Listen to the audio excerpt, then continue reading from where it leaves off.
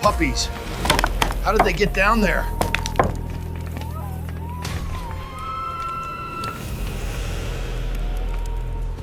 Blood on pure white snow is the loudest sound in the wilderness.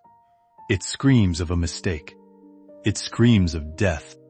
I've seen enough of it in the deserts of Al-Anbar and the mountains of the Hindu Kush to last me a dozen lifetimes. When you leave the teams, when you hand in your trident and fade into the background, you think the war is over. You think the silence of the Blackwood Ridge will finally drown out the echoes of gunfire. But the truth is, trouble doesn't care about your retirement plans. It has a funny way of finding you, especially when you stop looking for it. The blizzard hit us fast, a whiteout condition dropping temperatures to 30 below zero. Visibility was less than 10 feet. Any sane man would be inside, throwing another log on the fire. But Smoky isn't a normal dog. He's a 30-kilo working K9, bred for detection and trained for war. He stopped dead in his tracks, his ears pinned back, a low, guttural growl vibrating from his chest. He wasn't tracking an elk. He wasn't spooked by a bear. He was smelling copper. He was smelling blood. He tore off into the blinding white wall of snow, and I had no choice but to follow, my boots crunching heavily through the deep drifts. My tactical parka was doing its job, but the wind cut through the material like a serrated blade. We pushed through the dense pines for nearly a mile. That's when I saw it. The wreckage.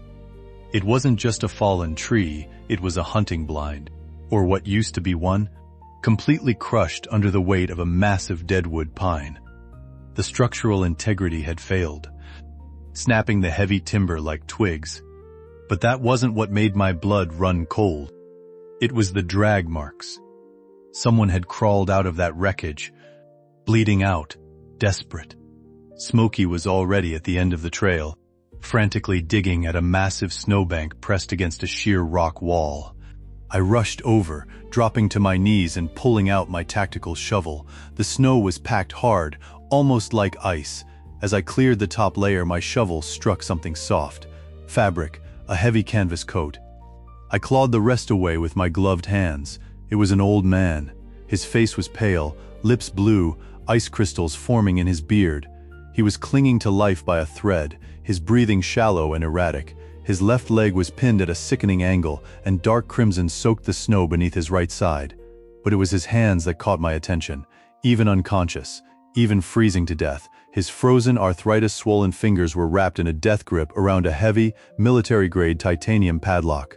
This wasn't a hiker. This wasn't a lost tourist. The way he held that lock, it was muscle memory. It was protocol. I checked his pulse, weak, fading fast. "We've got you, old-timer," I muttered, hauling his dead weight over my shoulders. As we turned back to face the raging storm, a chilling realization washed over me. The drag marks didn't match the direction of the collapsed blind. He hadn't come from there.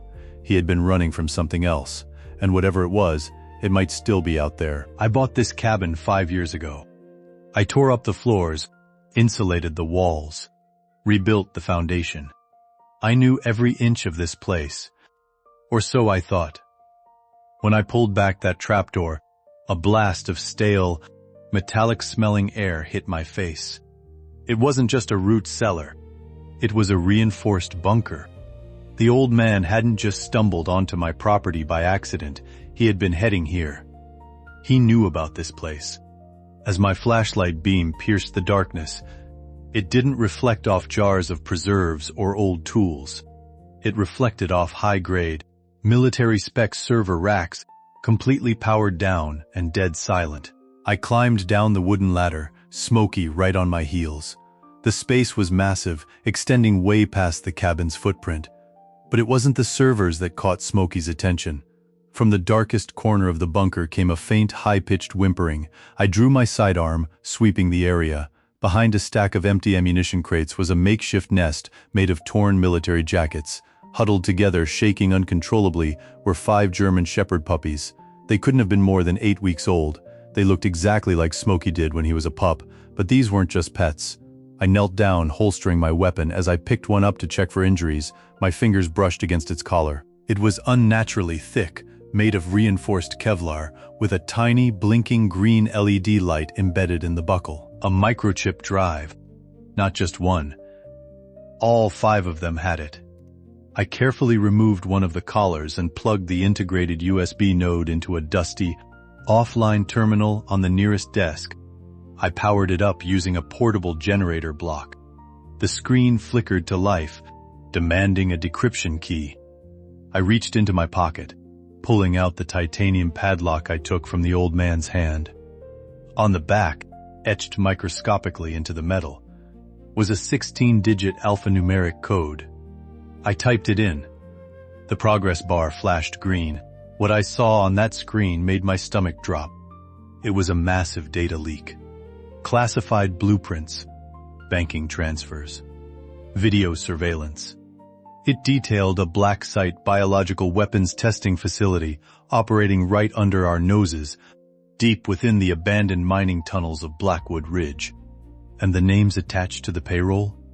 The chief of police, the mayor, 3 county judges, the local state senator. The old man upstairs wasn't just a victim, he was a whistleblower. He had downloaded the entire syndicate's network onto these drives, hid them on the dogs to bypass metal detectors, and made a run for his old safe house, my cabin. Suddenly, the screen glitched. A red warning banner flashed, "Un-AUKUS access, signal uplink established." The terminal was rigged. The moment I decrypted the file, it sent an automated ping to the network administrators. I had just broadcasted our exact location to the very people who tore this old man apart. The silence of the basement was shattered by a low, vibrating hum. Upstairs, the old man began to scream. I grabbed the puppies, shoved them into a duffel bag, and sprinted up the ladder. The war hadn't ended.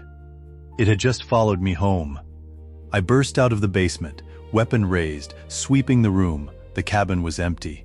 The old man, Elias, was thrashing on the table, caught in a fever dream, screaming about the cleaners. The pain meds were wearing off, and the reality of his situation was setting in. But the real threat wasn't his delirium. It was this sound coming from outside. Over the howling wind of the blizzard, I heard it. The distinct, high-pitched whine of modified snowmobile engines. Not one, not two, at least half a dozen. They were cutting through the tree line, approaching fast in a tactical V formation. Local search and rescue doesn't move like that. They don't run dark without headlights, using night vision goggles. These were professionals. Mercenaries, the town's elite cleanup crew, sent to finish the job and retrieve the data. I had less than 60 seconds. I grabbed the duffel bag with the puppies and shoved it under the heavy cast-iron wood stove. Out of the line of fire, I gave Smoky a single-hand signal. Stay and guard. He dropped low, blending into the shadows, his eyes locked on the front door, teeth bared in silent fury. I moved to my gun safe, entering the biometric code. I bypassed the hunting rifles and grabbed the AR-15, slapping a 30-round magazine into the well and racking the charging handle. The metallic clack was the only sound I needed right now. It was familiar. It was calming. I grabbed a bandolier of flashbangs and a combat knife. Strapping them over my tactical jacket, I killed the main power. The cabin plunged into pitch blackness. The only light was the dying embers in the fireplace, casting long, dancing shadows across the wooden floorboards. I moved to the front window, peering through the frosted glass. 3 snowmobiles had stopped at the edge of the clearing. Men in white winter camouflage dismounted, carrying suppressed submachine guns. They were moving with precision, communicating with hand signals. One team of 2 flanked left, another right. The breacher walked straight up the middle, pulling a heavy shotgun from his back. They thought they were hitting an old man in a shack. They didn't know they were stepping into a SEAL's kill house. The front door handle rattled. A soft click. Then, a massive boom echoed as the breacher blew the hinges off with a slug. The door kicked open, snow and wind rushing into the room. A flashbang rolled across the floorboards. I didn't flinch. I kicked it back into the doorway before it detonated. The blinding white light and deafening crack sent the breacher stumbling backward into the snow. That was my cue. I stepped out of the shadows, raised my rifle, and let muscle memory take over. The silence of the mountain was over. The war had officially begun, and I was going to make sure they regretted waking up the ghosts of Blackwood Ridge. The breacher was still reeling from the explosive shockwave of his own flashbang when my first burst caught him dead center. His heavy ceramic plate stopped the 5.56 rounds, but the sheer kinetic energy folded his massive frame like a cheap lawn chair, sending him crashing backward into the deep snow. I didn't wait to see if he would get back up. I pivoted smoothly, my rifle tracking the two flankers pushing hard on the left side of the cabin. Through the shattered, smoking doorway, the raging blizzard provided the perfect chaotic backdrop. They were firing blind into the pitch-black living room, their suppressed submachine guns spitting dull orange muzzle flashes that instantly gave away their exact tactical positions. I fired twice, a controlled double tap. 2 targets down, their bodies disappearing into the whiteout conditions. But the right flank was already moving. I heard the heavy crunch of snow boots against the wooden planks of the side porch. They were trying to breach the kitchen window to create a crossfire. I dropped sharply to one knee, letting a deadly volley of incoming rounds chew through the drywall just inches above my head. Splinters of wood and white plaster rained down on my shoulders. I didn't return fire. I gave Smoky the release command. Sikkim, a massive black and tan blur, shot out of the shadows with terrifying speed. Smoky launched himself completely through the shattered kitchen window, ignoring the jagged glass framing the pane. I heard a scream of pure, unfiltered terror from the porch, followed immediately by the heavy thud of a grown man hitting the frozen wooden deck, his assault weapon clattering uselessly away into the darkness. Smoky was a highly trained Tier 1 operative. He didn't just go for the kill, he went for weapon hand control, neutralizing the threat with bone-crushing force to the forearm. I moved swiftly to the broken window, raising my AR-15 and providing heavy cover fire to keep the remaining snowmobiles pinned down. Through my red dot sight, I saw them retreating behind the thick pine tree line, desperately trying to regroup. They had wildly underestimated the resistance. That was their first mistake. But they were highly paid professionals. They wouldn't make a second. They would fall back, call in the heavy hitters, maybe request an armored transport, or just decide to burn the entire cabin to the ground with us locked inside. I had to get Elias and the package out of the primary firing line immediately. I whistled sharply, a short, high-pitched tactical recall. Smoky vaulted gracefully back through the window frame, a smear of blood on his muzzle, his intense eyes wide with combat adrenaline. "Good boy," I whispered, patting his strong flank. I ran back to the wooden table. Elias was conscious now, his eyes wide with a chaotic mix of fear and sudden clarity. "They're here," he rasped, coughing violently, a thin line of blood trickling from his lip. "The cleaners. They'll burn it all. They leave no witnesses." I grabbed him securely by the tactical harness I had hastily fashioned from his torn canvas coat. "Not today, old man. Today they bleed on my mountain." I dragged his heavy weight toward the rug, kicking it aside with my boot to expose the hidden trapdoor. The subterranean bunker was our only defensible position right now, but it was also a concrete tomb if we didn't move fast. I hauled Elias down the steep wooden ladder, his injured leg screaming in agony, but I didn't have the luxury of time to be gentle. I sprinted back up the ladder, grabbed the heavy green duffel bag containing the 5 microchip puppies from behind the cast iron wood stove, and snatched my backup trauma kit. Heavy caliber bullets began to tear relentlessly through the front walls again. They had brought up a light machine gun. The cabin was literally being shredded to pieces. I dove headfirst through the trapdoor, pulling the heavy metal hatch shut and throwing the deadbolt just as a continuous spray of armor-piercing bullets turned my dining table into matchsticks. The reinforced steel of the trapdoor shuddered violently under the relentless impact of heavy machine gun fire from above, followed immediately by the distinct, heavy sound of military combat boots swarming the cabin floorboards. They were inside. The underground bunker was soundproof to a high degree, but the muffled thuds of them systematically tearing my home apart echoed through the subterranean chamber like a slow, terrifying heartbeat. I carried the heavy green duffel bag to the far corner and set it down gently behind a thick concrete pillar. The puppies were terrified, whimpering softly in the oppressive dark. Smoky stood rigid guard over them, his large ears swiveling precisely to track every single footstep vibrating above our heads. Elias was slumped against a dusty server rack, his face ashen and slick with cold sweat, heavily clutching his bleeding side. "We're completely trapped," he wheezed, his voice barely a weak whisper in the dark. "They have military-grade ground-penetrating radar. They'll find the hatch in minutes. They won't even try to breach it. They'll just drop a thermite grenade down the chute and walk away." He wasn't wrong. A static defense in a confined subterranean space against a numerically and technologically superior force is absolute suicide. Any rookie out of Bud S training knows that. But Elias didn't know the deep history of this property. Before it was my quiet hunting cabin, before it was even a logging outpost, this specific stretch of land belonged to the Blackwood Mining Company back in the late 1800s. I walked purposefully over to the back concrete wall of the bunker, which was covered entirely by a heavy, moldy canvas tarp. I grabbed the edge and tore it violently down, revealing a massive, heavily reinforced, rusted iron door set directly into the natural jagged rock of the mountain itself. "We aren't trapped, old man," I said calmly, racking the bolt of my AR-15 to double-check the chambered round. "We're just taking the scenic route." The iron door led directly to a vast network of abandoned silver mines that honeycombed the entire mountain ridge. It was incredibly dangerous, structurally unstable, and freezing cold, but it bypassed the mercenary perimeter entirely. Suddenly, a loud, sharp metallic clang rang out directly above us. They had found the trapdoor ring. I heard the muffled shout of tactical orders, followed quickly by the high-pitched grinding sound of an industrial breaching torch firing up. They were going to cut straight through the heavy steel hinges. I moved quickly back to the base of the wooden ladder, pulling a block of C4 plastic explosive from my tactical vest webbing. I didn't need to bring the entire cabin ceiling down on them, I just needed to buy us a critical 10-minute head start.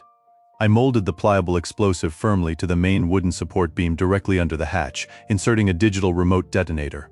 "Can you walk?" I asked Elias, firmly throwing one of his arms over my broad shoulder. "I don't really have a choice, do I?" he grunted, gritting his teeth in severe pain as I hauled his dead weight to his feet. I grabbed the duffel bag, slinging it across my heavy chest. Smoky barked once, a sharp commanding sound, signaling he was locked in and ready to move. I kicked the heavy rusted latch on the iron mine door, throwing my entire body weight against it. With a sickening groan of ancient rusted metal, it swung open, exhaling a blast of air, so incredibly cold it felt like breathing liquid nitrogen. The pitch-black, endless abyss of the mining tunnel completely swallowed the narrow beam of my tactical flashlight. Above us, the trapdoor hinges suddenly glowed bright white-hot as the breaching torch did its fiery work. "Time to go," I muttered, dragging Elias forward into the absolute dark. The darkness of the Blackwood mines was absolute, a suffocating heavy blackness that seemed to physically absorb the light from my weapon-mounted tactical flashlight, limiting visibility to just a few terrifying feet ahead. The dead air was thick, with the distinct metallic smell of damp earth, rust, and ancient decay.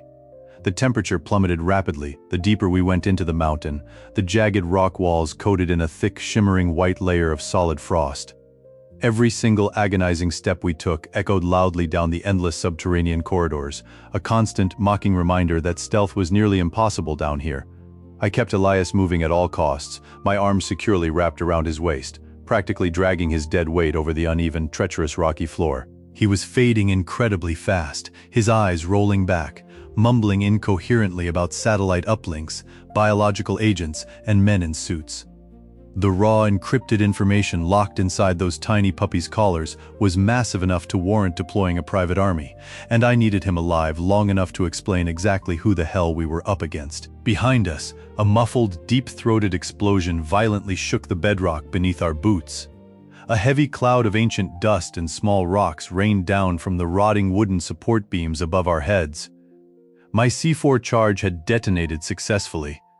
The trapdoor was gone, and the main entry to the bunker was now temporarily sealed under a ton of collapsed timber and fractured concrete. It would slow them down, but it wouldn't stop them entirely. Men like this brought heavy hydraulic equipment and manpower. They would clear the rubble and find the hidden iron door within the hour. Smoky was on point, his wet nose pressed close to the frozen ground, navigating the dangerous labyrinth of tunnels with instinctual, flawless precision.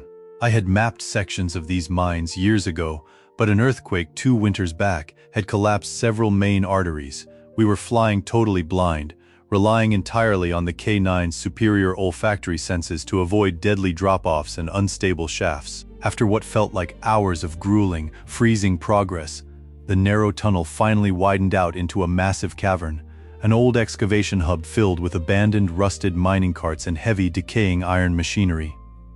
"We rest here," I whispered hoarsely, lowering Elias as gently as possible to the icy ground behind a massive pile of discarded, thick railway ties. I unzipped the green duffel bag slightly, checking on the precious cargo. The puppies were huddled tightly together, shivering violently from the extreme cold, but they were alive. I pulled out an emergency Mylar thermal blanket from my kit and wrapped it tightly around Elias and the bag, trying desperately to conserve whatever body heat they had left.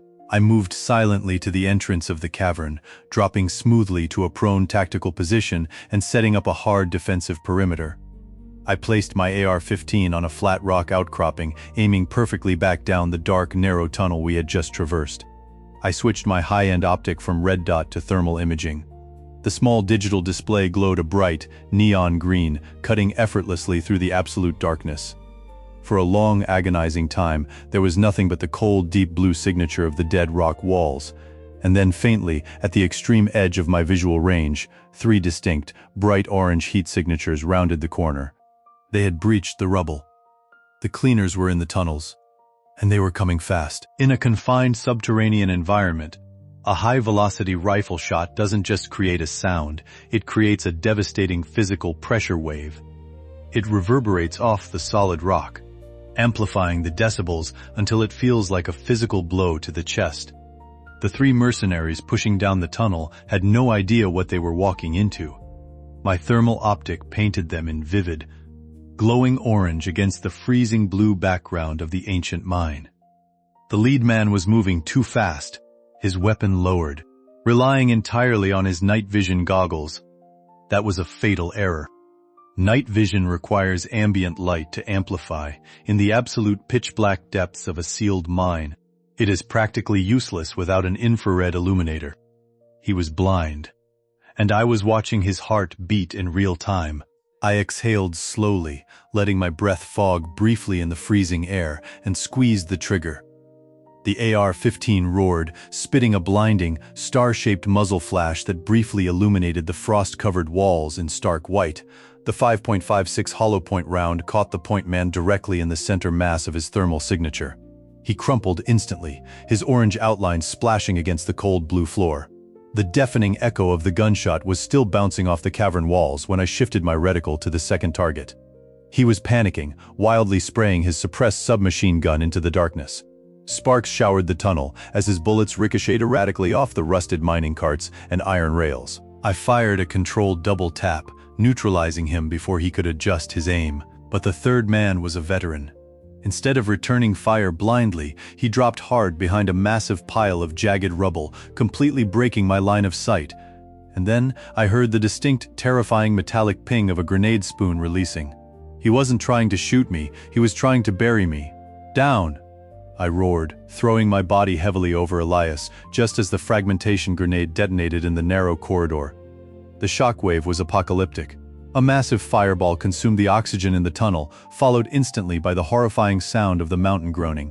The structural integrity of the rotting wooden support beams, already weakened by a century of decay, finally gave way. Tons of solid rock, ancient timber, and frozen dirt collapsed from the ceiling, effectively sealing the tunnel between us and the surviving mercenary. A thick, choking cloud of pulverized dust washed over us, filling our lungs with the taste of copper and earth. I coughed violently, shining my flashlight through the impenetrable fog. The path backward was completely obliterated by a wall of solid stone. The silence that followed was heavier than the explosion.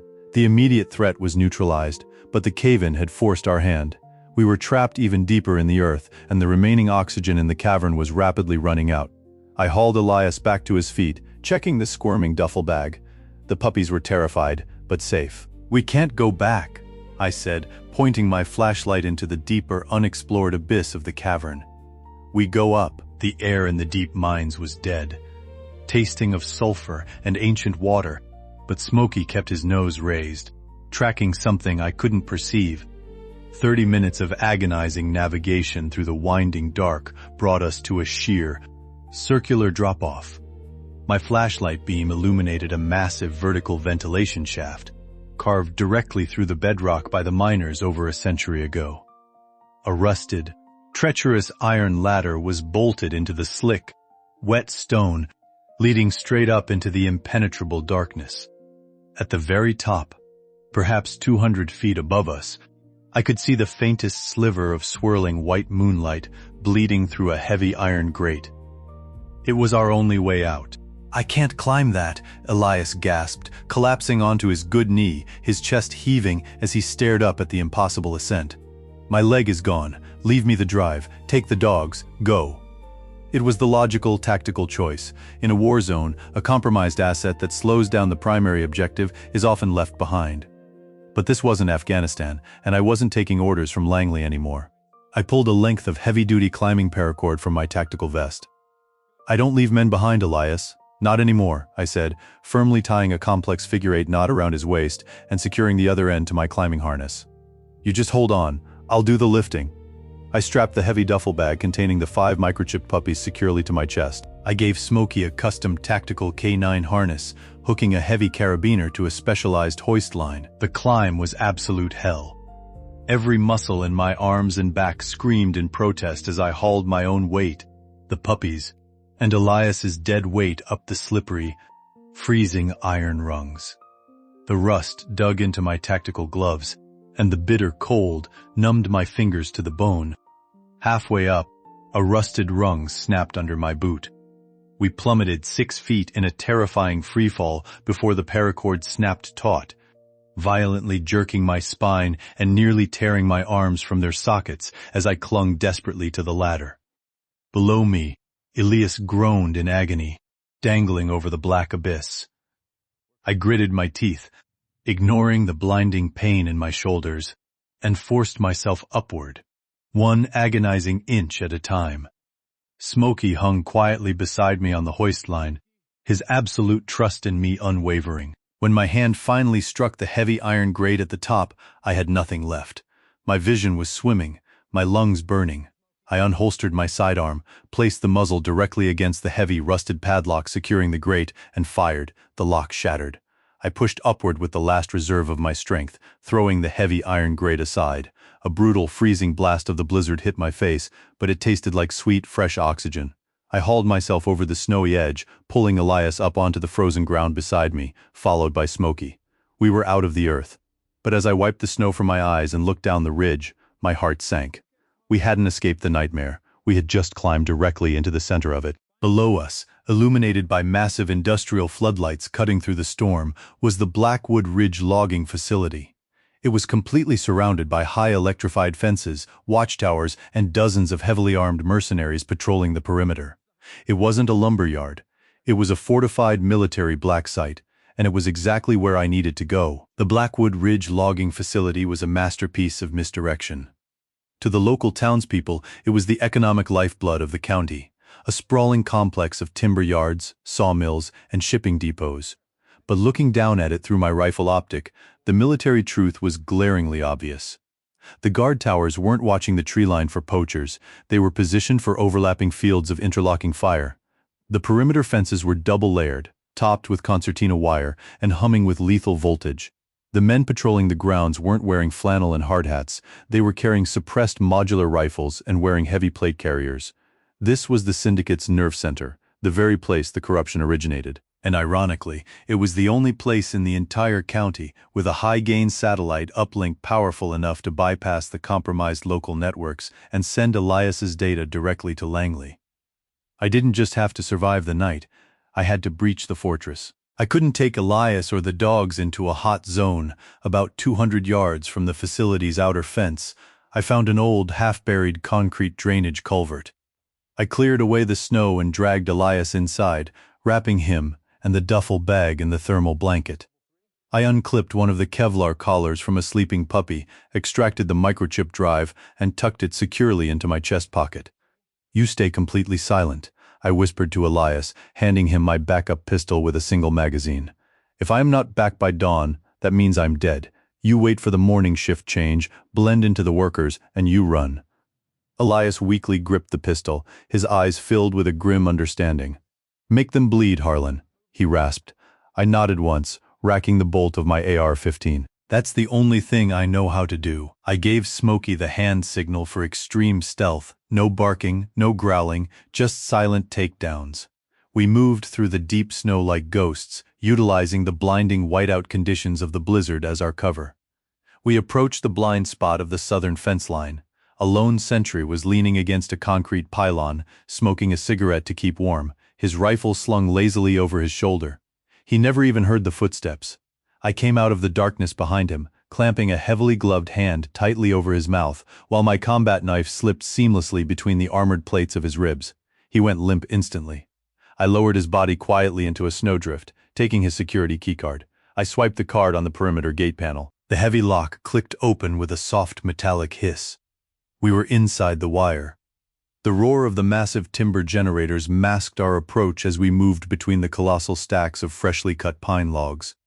My target was the central administrative building, a heavily fortified concrete structure adorned with an array of satellite dishes on the roof.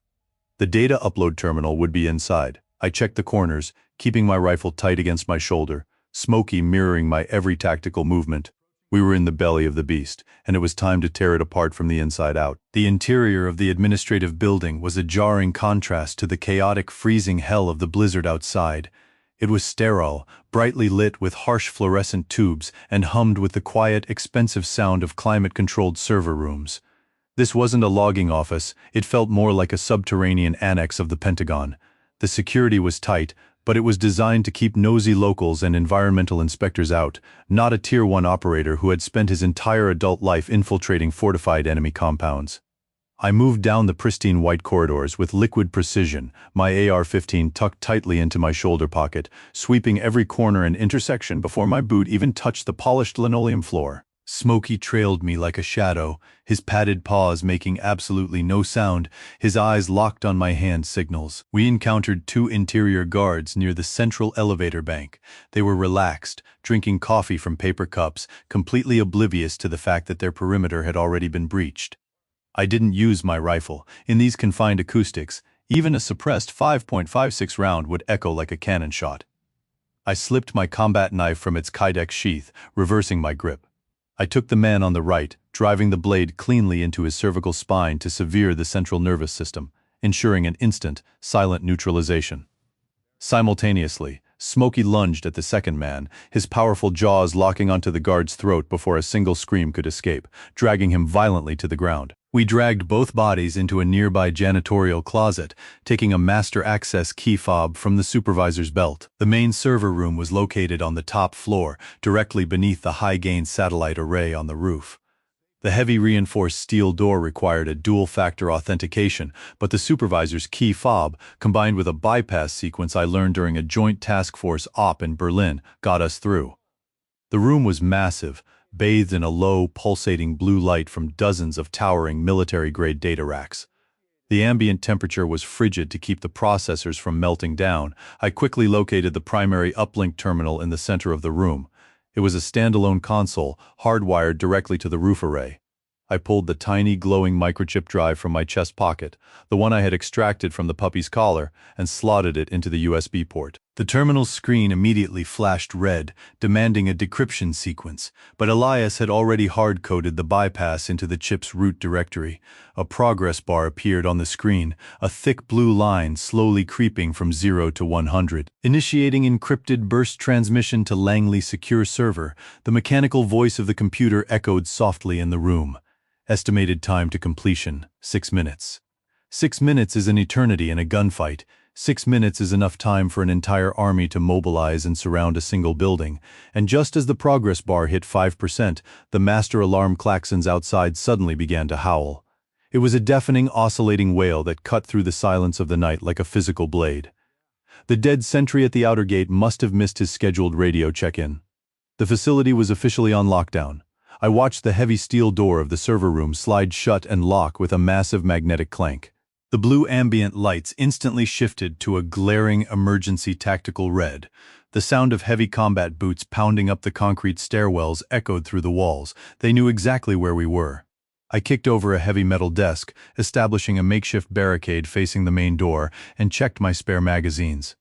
The transmission couldn't be interrupted, and the only way out was through whoever was coming through that door. The heavy magnetic lock on the server room door didn't just fail, it was violently blown inward by a shaped breaching charge. The explosion filled the air with acrid white smoke and shredded metal. Before the smoke could even begin to clear, a barrage of automatic gunfire poured into the room, tearing relentlessly through the expensive server racks. Plastic casing shattered, cooling fluid sprayed into the air like blood, and thousands of sparks rained down as high-voltage cables were severed. I kept my head down behind the overturned steel desk, trusting the thick metal to absorb the incoming barrage. The progress bar on the terminal behind me read 42%. It felt like time had completely stopped. I waited for the precise 2-second lull in the firing. The moment they dropped their empty magazines to reload, I popped up, acquiring my targets through the red dot sight, and squeezed the trigger. 3 quick, controlled bursts. 2 heavily armored mercenaries dropped instantly, their momentum carrying them face-first onto the red-lit floor. But the doorway was a bottleneck, and they just kept pouring through. A massive brute wielding a tactical pump-action shotgun charged through the smoke, firing a slug that completely obliterated the edge of my desk, sending razor-sharp shrapnel into my left shoulder. The pain was blinding, white-hot, but adrenaline is a hell of a drug. I didn't have a clear angle to shoot him, but Smoky did. I yelled the attack command. Smoky launched himself from the top of a server rack like a guided missile, hitting the brute square in the chest. The sheer kinetic impact of a 30-kilo German shepherd dropping from 6 feet knocked the man flat on his back. Smoky clamped his jaws viciously onto the man's shotgun arm, thrashing wildly to prevent him from firing another round. I shifted my fire to cover the dog, neutralizing 2 more flankers trying to push the left side of the room. The terminal beeped loudly, 75%, my rifle clicked dry, empty. There was no time to reload. Another mercenary rounded the server rack right in front of me, his submachine gun raised. I dropped the AR-15, drew my combat knife in one fluid motion, and lunged over the barricade. I parried his weapon barrel aside with my left forearm, driving the knife deep into his clavicle with my right. We crashed hard into a massive glass cooling unit, shattering it completely. Freezing liquid cascaded over us as we fought hand-to-hand in the confined, slippery aisle. He was younger, faster, but he didn't have the decades of lethal muscle memory built into his bones. I twisted the blade, brought my heavy knee up into his chest, and threw him into the high-voltage panel of the server rack. The resulting electrical arc lit up the entire room in a blinding flash of blue and white. I stumbled backward, panting heavily, blood dripping from my shoulder, pulling my 9mm sidearm from my thigh holster. Smoky trotted back to my side, panting, his coat matted with blood that wasn't his. The room was a devastated graveyard of sparking electronics, shattered glass and broken bodies, and then, the sweetest sound I had ever heard echoed from the central console. A soft, melodic chime. Data transmission complete, the computer voice announced, upload verified by Langley Secure Server. The progress bar sat at a beautiful, solid 100%. The corruption of Blackwood Ridge was officially out of the bag. The FBI, the Department of Justice, and the military brass were waking up to the biggest scandal of the decade. But the local syndicate wasn't dead yet. Heavy footsteps were massing in the hallway outside.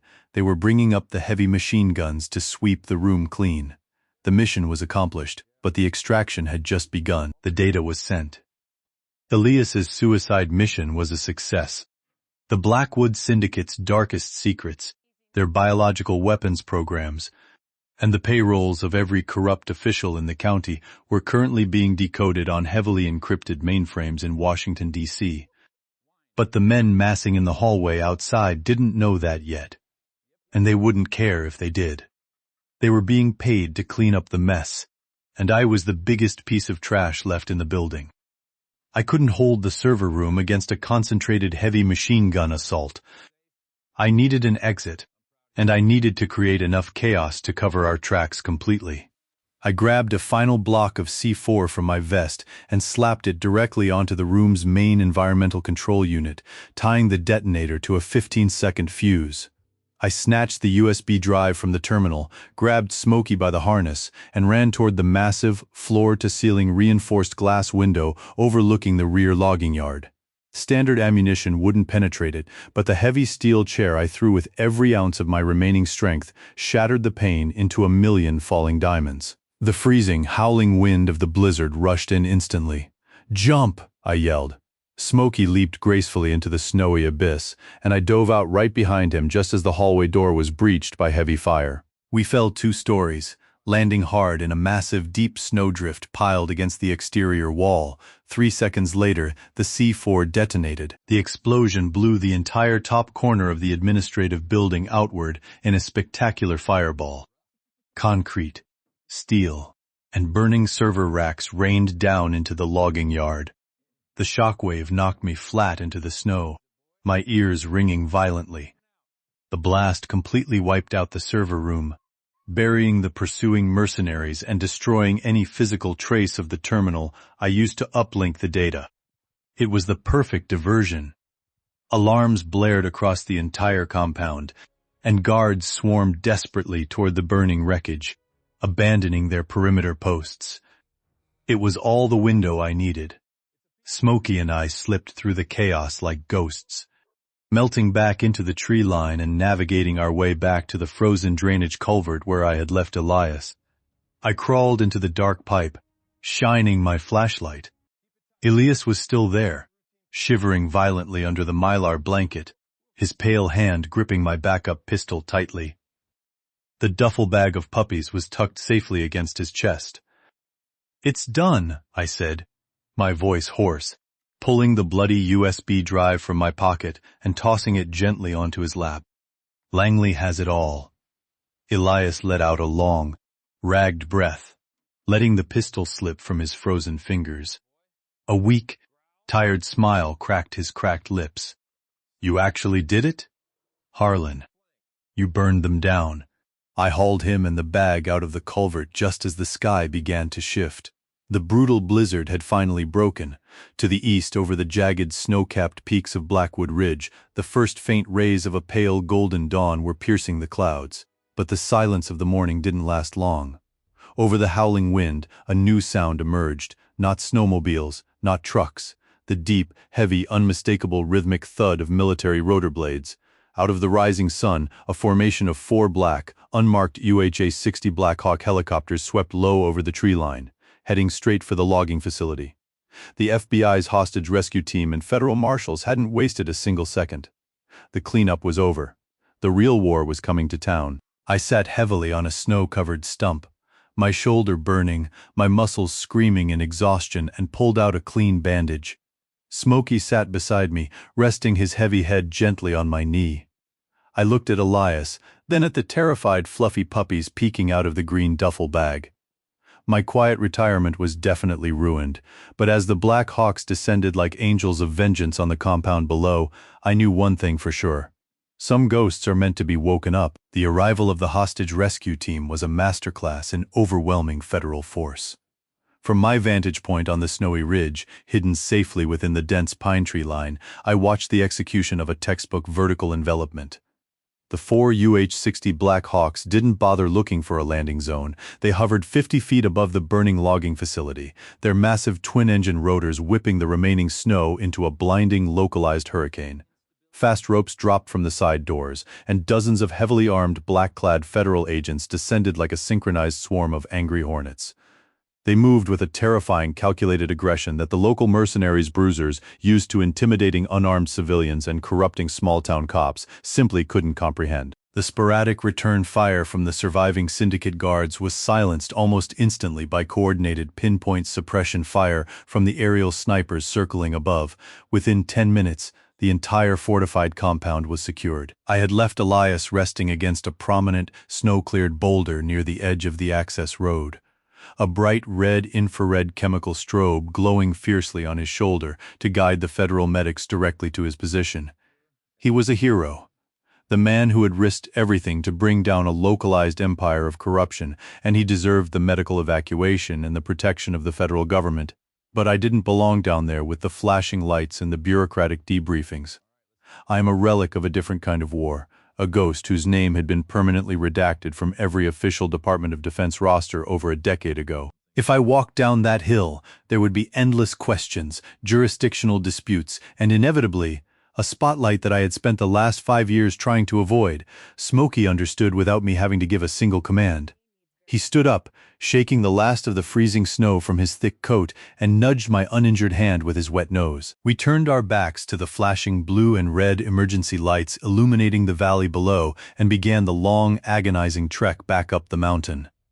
By the time the local county sheriff arrived at the facility only to be immediately stripped of his badge, disarmed, and violently thrown against the hood of a federal SUV in handcuffs, we were already miles away, swallowed entirely by the vast, silent wilderness of Blackwood Ridge.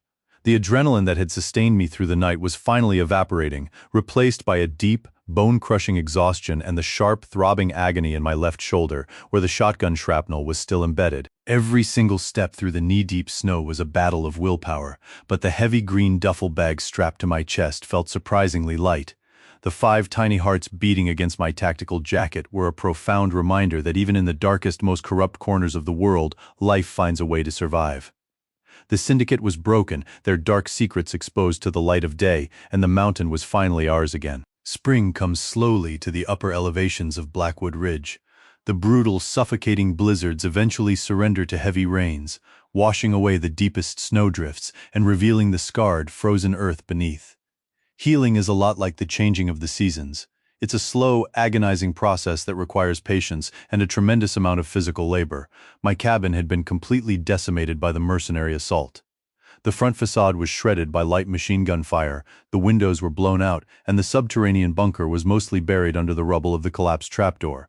But the foundation, the heavy stone and thick timber, was still solid. For the next 3 months, my primary therapy consisted of a hammer, a chainsaw, and the quiet solitude of the mountain. I extracted the shrapnel from my shoulder myself with a sterilized scalpel and a bottle of cheap whiskey, stitching the wound shut and letting the rigorous manual labor forge the scar tissue into something stronger. I framed new walls, installed reinforced ballistic glass in the windows, and completely redesigned the bunker entrance with a hidden, hydraulically assisted steel blast door.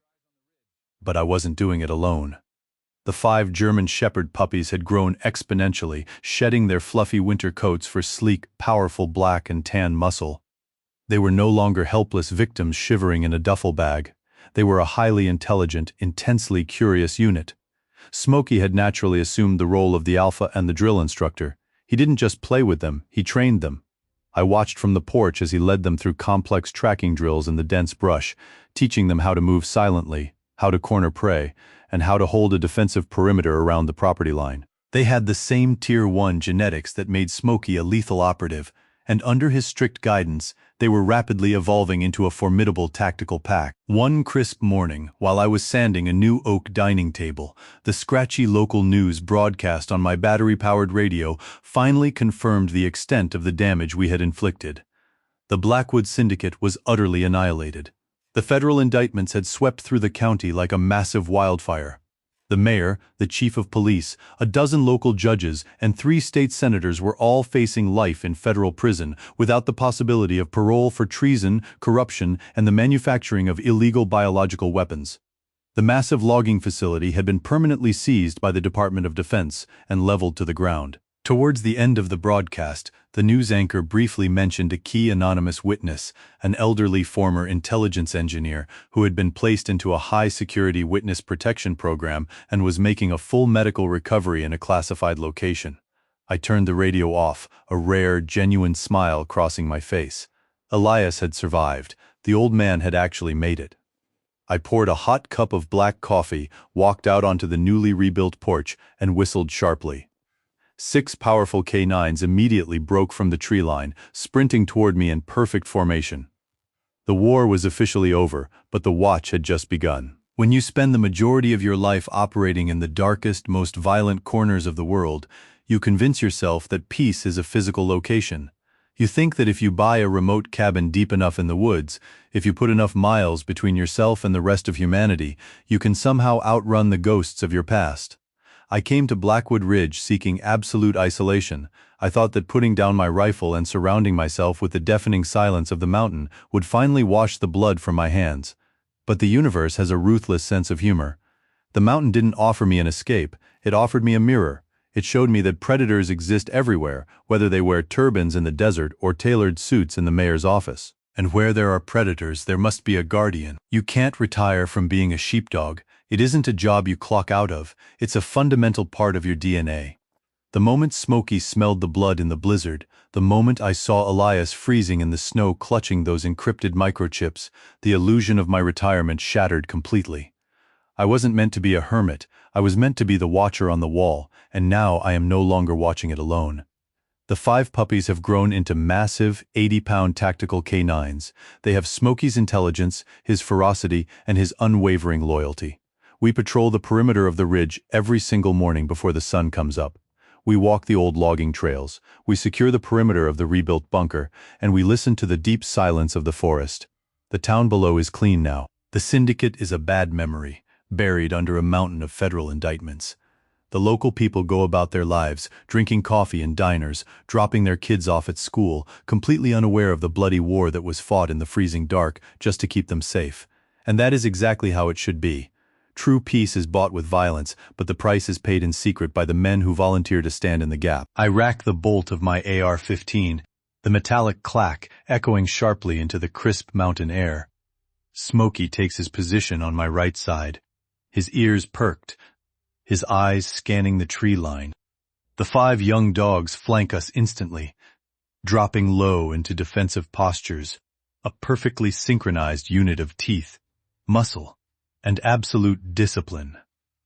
The sun begins to set over Blackwood Ridge, casting long, dramatic shadows across the valley. The air is cold, but the mountain feels safe. My name is Jax Harlan. I'm a former Navy SEAL. I'm a survivor, a protector, and the leader of this pack. If trouble ever decides to climb this mountain again, they won't find a tired old man hiding in a shack. They will find an apex predator and a small army of fangs waiting in the dark. Let them come. They say if you cut off the head of a snake, the body dies. But the Blackwood Syndicate wasn't a snake, it was a hydra. The federal raid on the logging facility excised the local infection, the corrupt mayor, the bought-out judges, the rogue military contractors playing God in the abandoned mines. But the money that funded them? The shadowy intelligence brokers operating out of high-rises in Washington, D.C. They didn't go to prison, they went underground. And people with that kind of power don't forgive, and they certainly don't forget. They had spent billions on that illegal bioweapons data, and an old engineer and a retired SEAL had burned their investment to the ground. I knew they would eventually come looking for the man who pulled the trigger. That's why I didn't spend the summer just rebuilding my cabin. I spent it fortifying the entire mountain. 6 months had passed. The golden hues of autumn were rapidly fading, surrendering to the bitter, biting chill of the approaching winter. The first light dustings of snow had already begun to coat the jagged peaks of the ridge. My pack was ready. The 5 pups, now massive, 80-pound tactical canines, moved with a synchronized, lethal grace that mirrored Smoky's every command. They were my early warning system, my perimeter guard, and my strike force. And this morning, they were agitated. We were walking the northern ridge, a treacherous, steep incline that overlooked the main valley. Smoky suddenly stopped, the fur on his spine standing rigid. He let out a low, barely audible growl, staring intently at a dense thicket of dead blackberry bushes. I signaled the pack to hold and drew my sidearm, stepping carefully through the frost-covered grass. It was a micro-tripwire, monofilament line, practically invisible to the naked eye, rigged to a high-end infrared trail camera hidden perfectly within the hollowed-out trunk of a dead oak tree. It wasn't local hunters. Hunters don't use military-grade encrypted transmitters. I carefully dismantled the camera, extracting the SD card. When I plugged it into my ruggedized field tablet, my blood ran cold. It wasn't taking pictures of the wildlife. It had captured dozens of high-resolution images of my cabin, my patrol routes, and my dogs. But the most chilling part was the timestamp. The most recent upload was less than 10 minutes ago. We weren't alone on the mountain. A specialized reconnaissance team was already inside my perimeter, mapping my defenses for a larger strike force. The brief peace I had fought so hard to secure was officially over. The Hydra had sent its hunters, and they were breathing right down my neck. I looked down at Smoky, his intelligent eyes locked onto mine. We didn't need to communicate with words.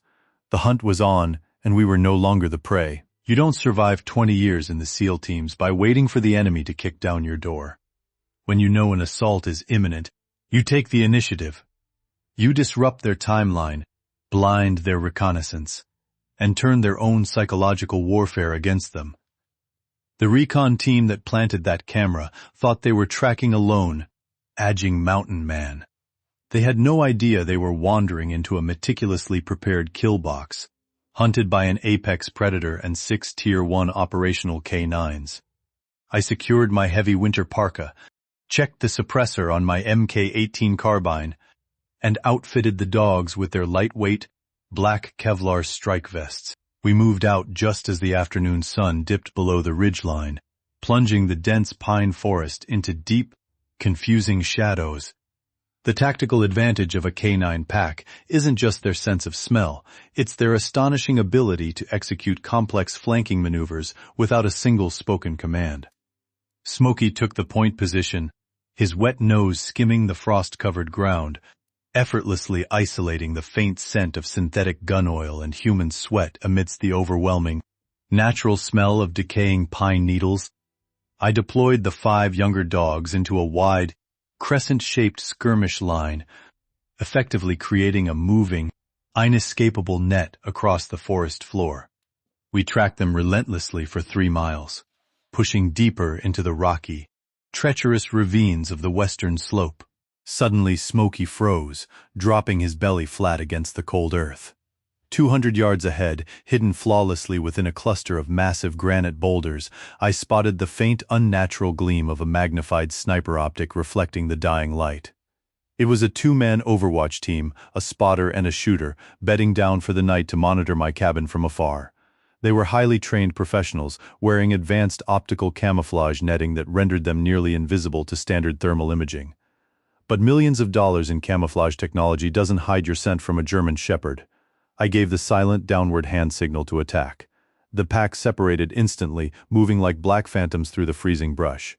The 5 flankers circled wide, navigating the jagged rocks to get entirely behind the sniper hide, while Smoky and I moved straight up the middle, drawing their focus. We closed the distance to 50 yards, 20 yards, 10. The spotter finally sensed something was horribly wrong. He shifted his heavy rifle, peering nervously into the creeping shadows. That was his last mistake. Smoky launched over a fallen timber log, taking the spotter down with terrifying bone-crushing force, his jaws locking firmly onto the man's weapon arm. Simultaneously, the rest of the pack swarmed the shooter from behind, pinning him violently to the frozen ground before his hand could even reach for his holstered sidearm. It was a flawless, synchronized takedown. No shots fired, no alarms raised. Just the brutal, efficient execution of the food chain. The spotter didn't survive the initial takedown. Smoky's kinetic impact had sent him tumbling backward off the rocky outcropping, resulting in a fatal cervical fracture. But the shooter was alive, pinned firmly to the freezing dirt by 380-pound German shepherds growling inches from his face. I called the dogs back with a sharp whistle, securing the mercenaries' hands with heavy zip ties and dragging him by his tactical harness to an abandoned, rotting trapping shed half a mile from the engagement zone.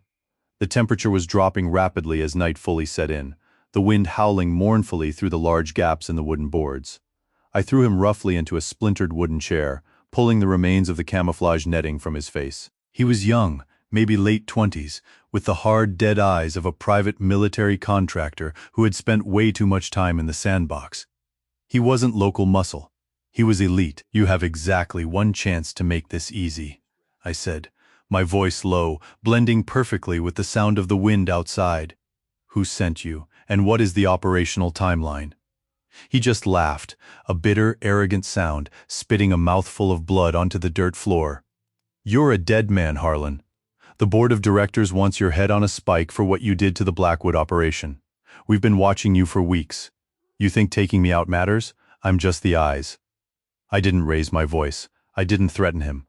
I simply pulled my combat knife from my chest rig and drove it precisely through the fleshy part of his thigh, pinning his leg securely to the wooden chair. He screamed, a raw, piercing sound of absolute agony, his arrogant facade vanishing in an instant. "I don't have time for bad action movie dialogue," I whispered, twisting the blade a fraction of an inch. "Timeline. Now, he was hyperventilating, hot tears freezing on his dirty cheeks. Tonight, he gasped, his body trembling violently in pain and fear. The main assault force is moving up the access road tonight, 3 heavily armored transport trucks. 40 men. Level IV body armor, heavy machine guns, incendiary munitions. They aren't coming to capture you or recover data. They are coming to burn this entire mountain to bedrock and erase you from existence. I pulled the knife out with a slick sound, wiping the blood deliberately on his tactical vest. 40 men. Elite operators. It was a literal small army sent to wipe out a single cabin. They were incredibly arrogant, relying on overwhelming numerical superiority. But 40 men moving up a narrow mountain pass in the dead of night was a logistical nightmare. And they were marching directly into an environment I had spent 6 months rigging with deadly surprises. I bound and gagged the scout, leaving him shivering in the freezing shed. I walked out into the biting wind, looking down the dark mountain toward the access road. 40 men, I muttered to Smoky, who was sitting patiently by the door. Looks like we're going to need more ammunition. The real war hadn't ended with Elias. It was just arriving on my doorstep. The main access road to the peak of Blackwood Ridge isn't a road at all. It's a geological death sentence. It's a narrow, winding ribbon of unstable gravel cut directly into the sheer, vertical face of the granite cliff. To the left is a solid wall of unforgiving rock. To the right is a 400-foot drop into a jagged, frozen ravine. There are no guardrails, no turnarounds, and no secondary escape routes. If you get stuck on the pass, you die on the pass. Bringing 3 heavy armored military transport trucks up this incline in the dead of winter wasn't just arrogant, it was a catastrophic tactical blunder dictated by commanders sitting in comfortable, climate-controlled offices hundreds of miles away. They wanted an overwhelming show of force. What they were actually getting was a high-density cluster of targets trapped in a fatal choke point. I had spent the last 6 months anticipating this exact scenario. While I was rebuilding my cabin, I was also extensively terraforming the access road. I didn't just dig potholes. I strategically undermined the structural integrity of the cliff face at a very specific sharp hairpin turn known locally as the Devil's Elbow. I had buried 3 daisy-chained, command-detonated improvised explosive devices deep within the bedrock. Packed tightly with high-yield C4 and hundreds of pounds of rusted mining shrapnel, I scavenged from the old tunnels. I stationed the pack of dogs high above the pass, hidden completely within the thick pine canopy, waiting for the signal. I lay prone on a snow-covered outcropping 300 yards across the ravine, my Mk-18 swapped out for a heavy-caliber, bolt-action sniper rifle chambered in .338 Lapua Magnum. At 0200 hours, I heard them coming. The deep, guttural roar of heavy diesel engines echoed violently up the canyon walls, followed by the sweeping, blinding glare of high-intensity halogen headlights cutting through the falling snow. 3 massive, black-armored transports crawled slowly up the narrow pass, moving in a tight, bumper-to-bumper convoy. They were completely blind to the environment, relying entirely on the thick armor plating of their vehicles to protect them. I settled my breathing, centering the illuminated crosshairs of my thermal optic on the massive front grille of the lead truck. I waited until the lead vehicle's massive tires rolled precisely over the hidden trigger point at the Devil's Elbow. The entire convoy was now fully committed to the turn. There was 0 room to reverse. I didn't pull the trigger on my rifle. I reached down, flipped the safety toggle on the digital detonator, and pressed the heavy red button. The side of the mountain literally erupted. The triple-charge detonation didn't just destroy the lead truck, it completely sheared off the entire outer ledge of the road. A massive, deafening shockwave ripped through the freezing air, accompanied by a blinding flash of orange fire. The front half of the lead armored transport was violently blown upward. The heavy engine block instantly reduced to molten slag. For a terrifying, silent second, the massive burning vehicle hung suspended in the air before the crumbling road, gave way completely beneath its enormous weight. The truck, along with its screaming occupants, plummeted backward, crashing violently into the second transport before tumbling over the sheer edge of the cliff. It fell 400 feet, exploding into a spectacular, fiery comet at the bottom of the ravine. The convoy was instantly paralyzed. The access road was gone. The surviving mercenaries and the 2 remaining trucks were trapped against the rock wall with nowhere to run. The ambush had been sprung, and the killing zone was officially open for business. The explosion achieved absolute operational shock.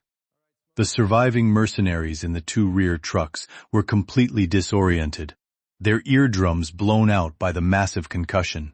their night vision destroyed by the blinding flames. But they were highly trained, and training eventually overrides panic. The heavy steel doors of the transports kicked open, and nearly 30 operators poured out onto the narrow, easy pass. They immediately attempted to establish a defensive perimeter, raising their rifles and scanning the dark cliffs above. The mercenary commander screamed orders, trying to rally his men to push off the X and find cover. But there was no cover. The mountain was a vertical wall on one side and a fatal drop on the other. They were fish in a barrel, and I held the shotgun. I didn't give them a chance to regroup. From my sniper hide across the ravine, I let the .338 Lapua do the talking. The heavy, armor-piercing rounds cracked through the freezing air like thunderbolts. My first shot hit the commander square in the chest, the kinetic energy punching cleanly through his level 5 plates and throwing his lifeless body violently against the side of the truck. Before his men even realized he was dead, I chambered a second round and shattered the engine block of the rear vehicle, permanently disabling their only theoretical means of retreat. Panic set back in. They began firing wildly into the darkness, their suppressed automatic weapons spitting hundreds of useless rounds into the empty snowdrifts across the canyon. They couldn't see me and they couldn't reach me. But I wasn't the only threat on the mountain. As the mercenaries huddled desperately behind the tires of their disabled trucks, the shadows above them came alive. Smoky and the pack didn't attack in a mindless rush. They executed a coordinated predatory strike. 6 massive black-clad K9s leaped silently from the rocky ledges above the road, descending directly into the center of the enemy formation. They moved with terrifying speed, striking from the blind spots. A mercenary raising a grenade launcher was suddenly hit from the side by 100 pounds of airborne muscle, his weapon clattering harmlessly over the cliff edge as the dog's jaws crushed his forearm. Another operator turned to fire, only to have his legs swept out from under him by 2 dogs working in tandem, dragging him screaming into the dark beneath the truck. It was absolute chaos. The dogs utilized devastating hit-and-run tactics, neutralizing a threat with bone-breaking force and instantly fading back into the swirling snow before the other mercenaries could acquire a clear shot. The hunters had become the hunted. They were trapped in a freezing gorge, picked off one by an invisible sniper and a pack of ghost wolves. The syndicate had sent an army to erase me, but all they had accomplished was providing fresh meat for the mountain. The syndicate had underestimated the terrain. They had underestimated the dogs. And they had vastly underestimated me. But you don't climb the ranks of a private military corporation by giving up when a plan falls apart. The surviving mercenaries on the road recognized that they couldn't fight what they couldn't see. So, they decided to change the environment. The heavy weapons specialist, taking cover behind the reinforced axle of the rear transport, pulled out a rotary grenade launcher loaded entirely with white phosphorus incendiary rounds.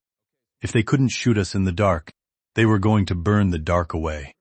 He aimed high, launching a volley of the horrific incendiary shells over the cliff edge and directly into the dense pine canopy where I had stationed the dogs. The detonation was blinding, a brilliant, apocalyptic white light that instantly turned night into high noon. The chemical fire rained down like liquid hell, immediately igniting the dry pine needles and deadwood beneath the snow. Within seconds, the entire western slope of the mountain was engulfed in a roaring sea of orange flames. The intense heat created its own violent microclimate, sucking the oxygen out of the air and whipping the fire into a raging inferno. I yelled a tactical recall over my comms, ordering Smoky and the pack to retreat higher up the ridge, away from the toxic, burning smoke. The cover of darkness was completely gone. The fire perfectly illuminated my sniper position across the ravine, casting a giant, dancing shadow against the rock face behind me. Target acquired, suppress the high ground. A mercenary screamed from the road below. The heavy gunner mounted a massive M240B belt-fed machine gun on the hood of the disabled truck and opened fire. A continuous deafening stream of heavy 7.62mm tracer rounds chewed into the cliff face around me, sending razor-sharp shards of granite exploding into my parka and face. I was pinned down hard behind a shallow rock outcropping, completely unable to raise my rifle to return fire. The sheer volume of the incoming barrage was systematically reducing my cover to dust. I needed to move, and I needed to eliminate that gunner immediately. I slung the heavy sniper rifle over my back and unclipped a high-tensile grappling hook from my belt. I couldn't shoot him from here, so I had to drop right on top of him. Waiting for the split second, the gunner paused to link a new belt of ammunition. I threw the grappling hook blindly over the rock ledge above me. It caught firmly on a thick, deep-rooted pine stump. I grabbed the line, kicked off the rock wall, and swung violently out over the fatal, 400-foot drop of the frozen ravine. I was completely exposed in the fiery air, swinging like a pendulum directly toward the burning trucks on the pass below. The heavy gunner looked up, his eyes wide in disbelief as a 200-pound Navy SEAL flew out of the smoke. I pulled the pin on a fragmentation grenade with my teeth, releasing the spoon midair. I let go of the rope at the apex of the swing, dropping forcefully onto the icy road just yards away from the truck. I hurled the grenade in a perfect flat arc directly into the open cab of the transport right behind the gunner, diving hard over the concrete barrier as it detonated. The explosion ignited the truck's remaining fuel lines, resulting in a massive secondary fireball that completely consumed the machine gun nest. As I lay in the snow, breathless, the roaring inferno illuminating the absolute destruction, I knew the Hydra had finally run out of heads. The immediate aftermath of a high-explosive detonation in a confined, freezing environment is a sensory overload of terrifying proportions. The roaring inferno from the destroyed armored transports was so intensely hot that it actively melted the thick ice on the sheer granite cliff face, sending cascading waterfalls of boiling snowmelt down onto the ruined roadway. The air was a toxic, suffocating mixture of burning diesel fuel, melting synthetic rubber tires, and the sharp metallic tang of vaporized copper and lead. Ammunition stored inside the burning troop compartments began to cook off erratically, sending stray rounds zipping wildly into the dark night sky like lethal miniature fireworks. I stayed low behind the concrete barrier, letting the secondary explosions run their course. The overwhelming numerical superiority of the Syndicate's assault force had been completely neutralized in less than 5 minutes. They brought 40 heavily armed operators to take a mountain, and the mountain had swallowed them whole. I keyed the tactical comms on my chest rig, issuing a series of short, high-frequency chirps. Within seconds, the shadows at the edge of the firelight began to move. Smoky emerged first, his thick black and tan coat dusted heavily with white snow and gray ash. He trotted confidently to my side, unharmed, his eyes still wide with the adrenaline of the hunt. The 5 younger dogs followed immediately, materializing like ghosts from the surrounding darkness, forming a tight, disciplined defensive perimeter around my position. They had executed the hit-and-run tactics flawlessly, striking with devastating bone-breaking force and vanishing before the enemy could even acquire a target. They were a perfect, lethal unit. I stood up slowly, my joints aching from the brutal physical exertion and the freezing cold, and began a methodical, tactical sweep of the burning wreckage. There were no active threats left standing.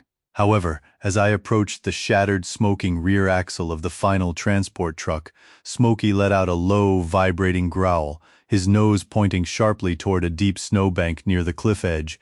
A thick trail of dark, fresh blood stained the pristine white snow leading away from the carnage. It was the operational commander of the assault team. He had managed to crawl away from the initial blast zone, his lower body severely compromised by shrapnel, his advanced-level IV body armor scorched and ruined.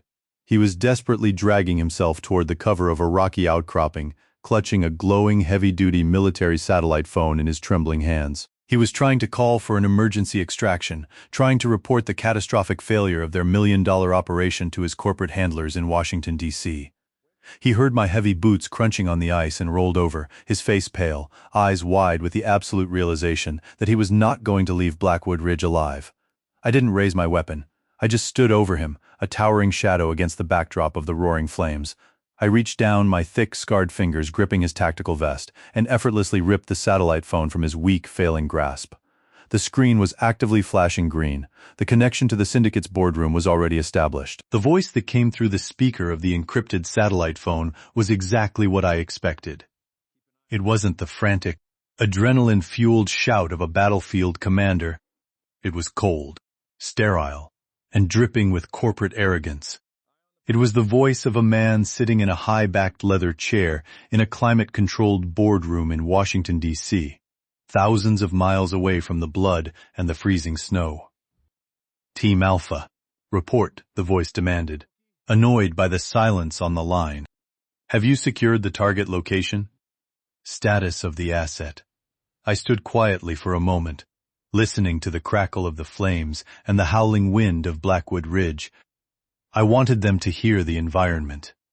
I wanted them to feel the isolation. Team Alpha doesn't exist anymore, I finally replied, my voice a low, gravelly rasp that cut through the static like a serrated blade. There was a long, pregnant pause on the other end of the line, the sterile corporate confidence completely shattered, replaced by a sudden terrifying realization. "Who is this?" the voice asked, attempting to regain control, but failing to hide the slight tremor of panic. "You know exactly who this is," I said, stepping closer to the roaring fire, letting the heat wash over my freezing face. "You spent millions of dollars equipping an army to come up this mountain. You sent 40 men with heavy armor, incendiary weapons, and a mandate to erase me from the map. I'm calling to let you know that your investment has literally gone up in smoke. They are all dead, every single one of them. Their bodies belong to the wolves now, and their trucks are burning at the bottom of a 400-foot ravine." "You're a dead man, Harlan," the executive hissed, dropping the corporate facade, pure venom bleeding into his words. "You can't hide from us. We have resources you can't even comprehend. We will send another team. We will level that entire mountain until there is nothing left of you but ash." I didn't get angry. Anger is an emotion for men who lack control. I just let out a quiet, tired sigh. "You don't understand the physics of this situation," I whispered into the receiver. "I'm not hiding. I came to this mountain to find peace. I tried to walk away. But if you ever look toward Blackwood Ridge again, if you send another drone, another scout, or another army, I won't wait for them on the pass. I will pack my gear, I will leave this forest, and I will come to your glass towers. I will bring the war directly to your boardroom, and I promise you, there isn't a security detail on Earth that can stop me." I didn't wait for a response. The threat wasn't a negotiation, it was a promise. I casually tossed the heavy military satellite phone directly into the center of the roaring diesel fire. I watched the plastic casing instantly melt and bubble, the green screen sparking once before dying completely. The syndicate's reach had officially been severed. I turned my back to the flames, whistled for Smoky and the pack, and began the long, dark walk back up the mountain. The walk back to the fortified cabin took 3 hours. When the adrenaline finally bleeds out of your system, your body exacts a brutal toll for everything you've put it through. Every old scar throbbed. My lungs burned from the freezing, thin mountain air, and my legs felt like they were filled with heavy lead. But the dogs never faltered. They marched through the knee-deep drifts with incredible stamina, their presence a constant, grounding anchor in the freezing darkness. By the time we cleared the final tree line and saw the dark, sturdy silhouette of the cabin against the sky, the storm had finally broken. The violent winds died down to a gentle breeze, and the heavy cloud cover began to fracture, revealing a vast ocean of brilliant, freezing stars. I unlocked the heavy steel deadbolt on the front door and pushed it open, stepping into the comforting warmth of the cabin. The embers in the cast-iron wood stove were still glowing a dull red, casting soft, dancing shadows across the newly rebuilt oak walls. I unclipped the heavy tactical strike vests from the dogs, inspecting each of them meticulously for injuries under the soft light. Smoky sat patiently while I checked his paws and his jaw. Not a single scratch on any of them. They were absolute professionals, bred for combat and perfected by the harsh reality of the mountain. They shook off the snow, drank deeply from their steel water bowls, and collapsed happily onto the massive braided rug near the fire, a tangled pile of black and tan fur and quiet, contented snores. I stripped off my heavy winter parka, dropping the sniper rifle and chest rig onto the wooden table. My tactical compression shirt was soaked with sweat, clinging to the heavy, corded muscles of my chest and arms. I walked over to the bathroom mirror, splashing freezing water onto my face. The man looking back at me was weathered, beaten, and etched with the deep lines of a lifetime spent in the crosshairs. The gray in my beard seemed a little more prominent tonight. I opened my trauma kit, poured a splash of antiseptic over a minor shrapnel cut on my cheek from the sniper hide, and taped it shut. It was a routine I had performed 1,000 times in 100 different countries. I poured a cup of black coffee from the thermos, wrapped a heavy wool blanket over my shoulders, and walked out onto the porch. The sky to the east was bleeding into a pale, icy blue, the first hints of dawn cresting over the jagged peaks of Blackwood Ridge. Far below in the valley, a thick column of black smoke rose silently into the morning air, marking the grave of the syndicate's arrogance. The DC executives had their answer. They knew exactly what it cost to climb this mountain. I took a slow sip of the bitter coffee, feeling the profound, heavy silence of the wilderness settle over me. The war is never truly over for men like me, it just changes locations. But as the sun finally broke the horizon, painting the snow in blinding gold, I knew one thing for certain. Blackwood Ridge was safe. My pack was resting by the fire, and the watcher on the wall was still standing. Time has a funny way of erasing the scars of the earth, even if it can't completely erase the scars on a man's soul.